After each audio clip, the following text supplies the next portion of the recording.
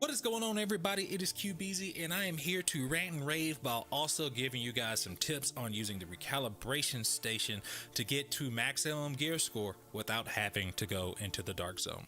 So if you did not listen to this most recent State of the Game podcast episode live stream that Ubisoft holds occasionally, aka massive, they announced that they're going to push the gear score up to 515 drops. Unfortunately, you will have to go to the dark zone to go and get those drops, essentially forcing their players back into PvP when they've said previously they would prefer not to actually go into PvP areas to try to get the best loot in a PvP game. This is going to backfire on them, but some people never learn. They put their hand on the stove too many times. Personally, I probably only go in there with the homies, Pete and Undertow, difficult, Chroma. I only go in there with the homies, but everybody else, I would not even touch that with a 10-foot pole. So if you're a solo player or a PvE only player, what are your options? You're very limited. The best you can hope for is getting around 500 gear score drops from proficiency caches and things that drop occasionally throughout the world, especially after completing missions, and then utilizing the recalibration station. I'm very sorry that they are giving you very minimal means to get maximum gear score without actually forcing you to do difficult content and rely on their janky PvP, which is still very subpar, but better than it was previously.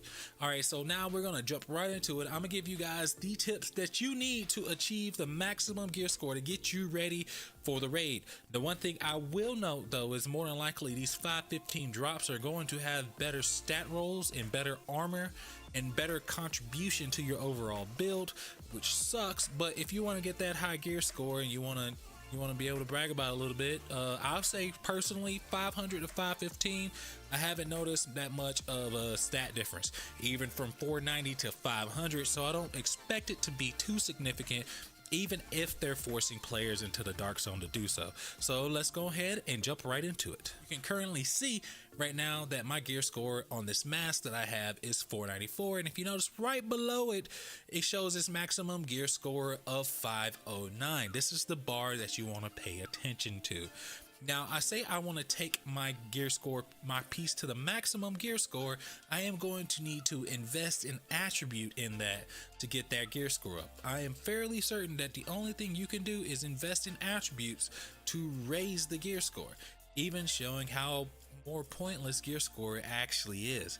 So if I go here and I want to select this, you can notice my gear score does not rise at all. It stays at 498. And with the incoming backup request, it could actually be up to 513. But if you notice, if I go to this health on kill, which I probably would get rid of this hazard protection too, but we don't really know what's in the raid, so more than likely you probably want to do save a couple of hazard protection things. So I would definitely stay with that. Say I wanted to replace that with health. If I replace this with health, this doesn't raise up my gear score, unfortunately. So I would need to find a piece that will help raise my gear score. I have this 493 and it'll raise my gear score up to 502, which is unfortunate, but I think you can kind of get the gist on this. You need to take the attributes on the piece of gear that you have and trade them out on another piece, subsequently destroying that piece, and that piece will allow you to attain a higher gear score. Now, I don't know if there's going to be certain gear score requirements that'll be necessary to actually access the content, but this will give you a means to do so. And also be aware too, like I said earlier, that the actual, the ratings and the attributes and the armor on that piece of 515 plus 500 to 515 gear score might actually be better than anything that's dropping below, because those are some of the values that you can't actually change on your own. So for this one, we can take it, if we go to this mask right here, this Lawnmond medium breather, we select that cooldown reduction, is capped at 9%, currently it's at 6%. We can actually infuse this one from this mask, and we can take our gear score up to 512. So this has a 5% cooldown reduction, and it actually improves our gear, and that's the main thing you want to make sure. I'm not going to actually delete and transfer this stat and talent, but I just wanted to show to give you guys an idea. Occasionally you will get a piece that can drop to a maximum gear score of 515. I have this piece right here. It has 13% damage to elites. I believe the cap is 18%. I have one mask that actually has 24 damage to elites, which is capped at 17, so I stand corrected. But if I actually transferred this attribute to this mask, this MJ54, it would actually raise my score to 515. So essentially you want to take a higher attribute and apply that to a lower attribute on a different gear piece, and that will allow you to raise up that gear score. But then I speak to more of that's really an artificial number that doesn't actually really help you in the end. It just lets you know it's like, oh, this is a 515 gear score caliber item. However, is it really 515, or is it just play faking 515 with a slightly better stats but not really that much better armor? But we really won't see this until we start seeing some data out in the wild of the potentiality of what these 515 gear score items can be. If it turns out that they drop way higher armor and they actually bump up some of the potential stats that you can actually get, it's gonna really suck for PvE only players, but tis the way is the world. So I just wanted to show you guys this right now. Personally, I don't agree with forcing us back into the dark zone, to force us back into bad and unbalanced PvP to get us the best items for a PvE side, the PvE raid, the PvPE game. You know what I'm saying? Like, it's shit, it's crap. But at least this will allow you to get to gear score 515 if there is a hard gear score requirement before you even try to raid. I'd imagine if they did have a hard gear score requirement, I would guess that it would be a minimum of 500, and utilizing this this recalibration station will allow you to get to gear score 500 plus even on other items. But just make sure you pay attention to what the maximum gear score you can have that is right below the type of item and what it is.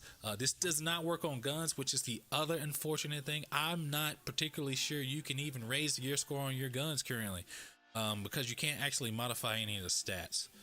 Like, if I actually take a look at some of these, like, all of the actual stat rolls and all of these are the same, so you really can't transfer it and move it over. And there's also not multiple main stats on there, so there's really, you're kind of like out in the woods. Like, it's all static and it's all the same. I don't know if they're planning on changing that in the next update. If somebody can bless me with that information, that would be absolutely great. But at least once you get to closer to gear score 500 with proficiency caches and drops from the world, you will actually be able to get those 500 items. But then if you need to get some of your armor pieces up to actually get to 500 plus, if there is a theoretical lockout, if you're not a certain gear score, you will be able to easily hit it and go above 500. Personally, I think my max right now gear score wise is like 505 something, and I really don't feel much more powerful than I am when I was 495 or 480, which speaks to more of like the potential stats for each of these drops. I'm hoping that they raise, but at the same time I'm hoping that they don't.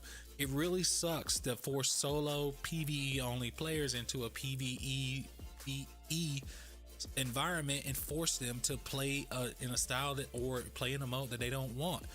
Now, you can still get 500 drops, but maybe you'll be able to get your 515 plus drops like on happenstance. But it's really unfortunate what they're doing, and I feel like it's not in the best interest of players.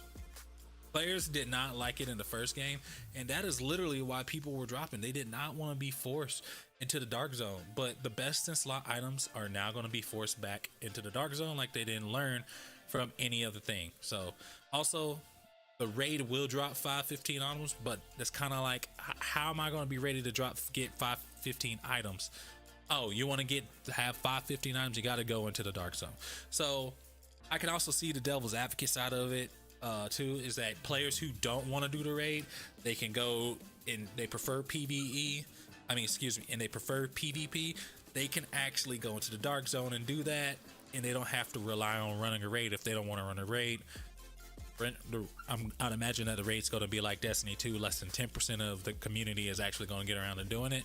So that way, like, there's not like a certain group of people that are going to be higher than others in gear score and potential drops and potential stats. But then you got all the people in the middle who can't find all the people to raid with, and then you have all the people who are going to like, I suck at PvP and I don't want to go into an unnormalized dark zone to get ganked on. So Man, the people in the middle always get screwed. It is literally like that in real life.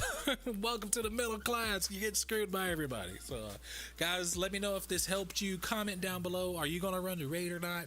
I am. I'm gonna try to find some people. Hopefully, there's some really good matchmaking in there and doesn't require too much communication. And it's a very haughty activity with a lot of action.